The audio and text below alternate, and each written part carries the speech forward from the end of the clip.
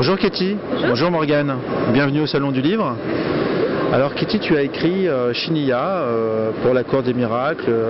C'est quoi pour toi la Cour des Miracles? Forcément, la première chose que j'ai faite quand j'ai vu le thème, c'est essayer de voir sur internet des images, des idées, parce que je savais déjà ce que ça voulait dire en vrai, enfin, dans le sens la cour de Paris, où se réunissaient tous les brigands, les voyous. Et tout simplement, sur un moteur de recherche, j'ai trouvé l'illustration de Gustave Doré. D'accord, oui. Je pense que nombreux ont été ceux qui sont allés sur Wikipédia regarder l'illustration de Gustave Doré. Et ça m'a choquée dans le bon sens du terme, parce que Gustave Doré est immense. Voilà, j'adore ces illustrations de Dante, enfin, tout ça, c'est sublime.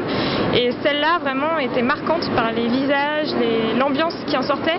Et il y avait une ambiance un peu brumeuse, un peu obscure. Et c'est ça que j'ai beaucoup aimé, c'est ça que j'ai voulu rendre, une ambiance un peu brumeuse, vraiment. Et toi, Morgane, donc comment as-tu fait pour illustrer Chiniya comment ça s'est passé, cette transcription du texte au graphisme? Mais en fait, d'abord, donc j'ai lu toute la nouvelle, etc. Pendant plusieurs jours, je l'ai laissé décanter pour que le temps d'y réfléchir, pas jeter tout de suite des choses comme ça. Donc oui, là, on s'est beaucoup trouvé parce qu'elle parlait de la... Il y a quelque chose de magique entre vous, j'ai l'impression.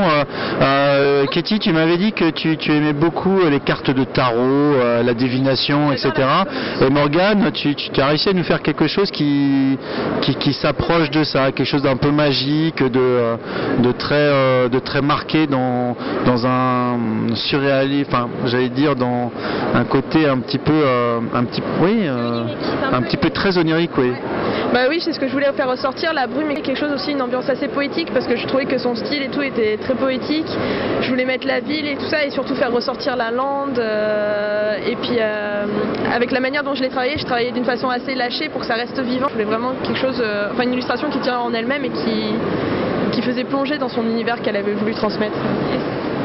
C'est vrai que ça m'a beaucoup touchée parce que la lande est c'est le personnage principal en fait si on part de là. Et j'ai vraiment voulu faire quelque chose de plus dans la suggestion, quelque chose qui suggère au lieu de montrer. Et c'est vrai que Morgane a tout à fait compris cette idée-là et je l'en remercie beaucoup parce que c'était vraiment ce genre de choses que j'imaginais. Et voilà, c'est vraiment super sympa. On sent que Morgane est touchée, c'est bizarre ça. Oui, parce que en fait, j'avais toujours la petite pression sur moi en me disant oui, ça se trouve ça va pas plaire à l'auteur, moi je fais ce que je veux, mais d'un autre côté, ça se trouve ça lui plaît pas, c'est pas du tout ce qu'elle avait envie de dire. Mais bon, au bout d'un moment, faut bien sauter le pas et y aller, même si je la connaissais pas encore et tout, donc ça fait plaisir en fait que ça lui plaise. Alors, en quelques mots, laquelle veut me parler un petit peu de la nouvelle, un petit peu pour que notre téléspectateur puisse savoir de quoi il en retourne.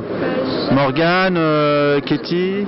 J'aimerais bien avoir un avis extérieur un peu, voir une personne extérieure la raconter. D'accord.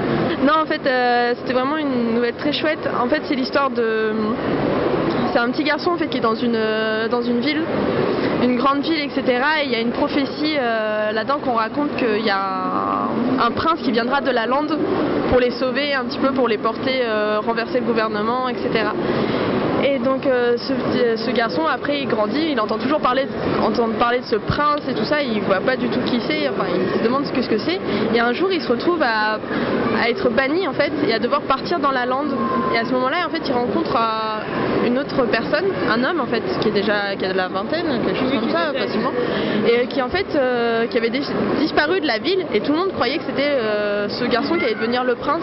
Et en fait on apprend que non en fait, c'est le petit garçon en fait qui est destiné à devenir le prince et l'homme qui est là et en fait va juste le porter, l'aider et devenir son bras droit pour qu'il reprenne le contrôle de la ville.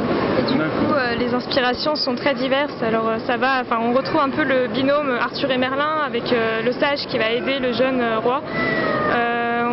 J'ai aussi voulu parler un peu de la ségrégation raciale.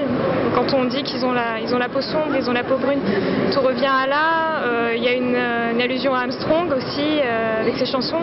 Donc j'ai voulu vraiment mixer, pas faire une cour des miracles médiévale comme on l'imagine, mais quelque chose de plus spécial, plus nouveau en fait, vraiment quelque chose de frais. Tu as voulu renouveler un petit peu un petit peu cette mythologie arthurienne et en même temps revisiter la Cour des Miracles à travers un texte finalement qui apporte une fraîcheur. Merci beaucoup à toutes les deux. En tout cas, c'est une belle rencontre, je pense. Et voilà, maintenant c'est à vous de vous prononcer. Alors, Katie Touche, pour la nouvelle Chimia. Merci. C'est vrai que ça m'a beaucoup touchée parce que la lande est le personnage, c'est le personnage principal en fait si on part de là. Et j'ai vraiment voulu faire quelque chose de plus dans la suggestion, quelque chose qui suggère au lieu de montrer. Et c'est vrai que Morgane a tout à fait compris cette idée-là et je l'en remercie beaucoup. Si tu sais trahir pour la monnaie, si tu sais acheter, vendre, spéculer, si tu sais sans écraser les faibles qu'avec à pas jouer, si tu sais observer la misère et comprendre comment en profiter, alors